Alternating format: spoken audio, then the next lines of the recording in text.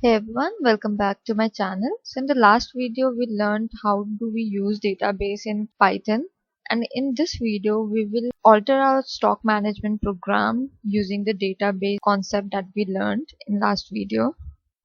So let's get started.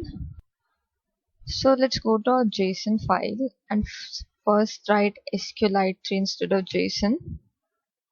The rest of the things are okay, and for this part, instead of inserting it JSON, we will use database. So let's go back to our database program and copy this whole thing and let's paste it here.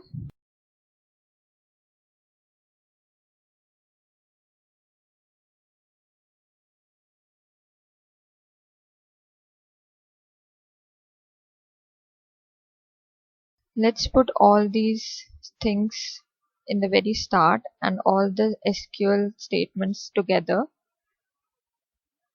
Let's put a comment to demarcate that this is the start of SQL insertion. Now we need to add stocks also. So last thing we will add is stock. Let's copy this part and paste it here. And instead of cost we will write stock. Okay, so here in this part we have inserted 3 values. Now we have 4. So last one will be stock. So let's write stock here. And instead of 3 question marks we will put 4, and in the list we will add our stock variable. So we are done with insertion part. Let's go and see. So let's go and see our view part. Then this we need to put our select statement.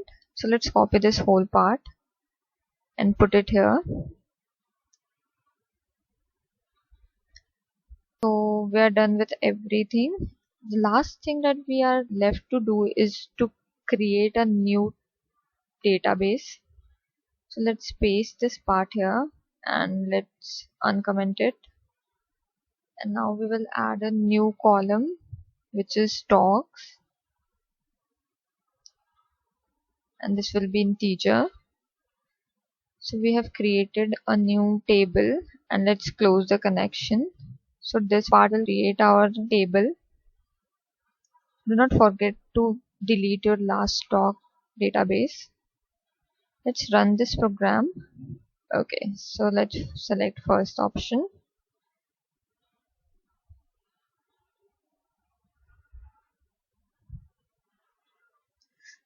So we get our done statement here. So now if we run our program to see the stocks, we will get an error because of these statements, because our database is already existing. So if these commands run once again, we will get an error.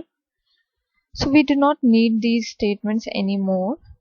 So let's just delete it for this time. Okay, so now let's run our program to view our stocks.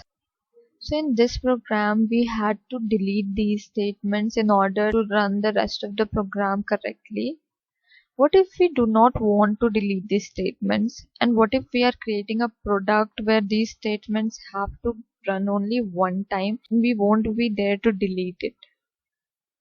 So this is what we will be seeing in our next video. So our next video is about error handling in Python. We will see how these kind of errors can be handled without altering or interrupting the normal flow of the program. So that's all for this video. Thank you for watching.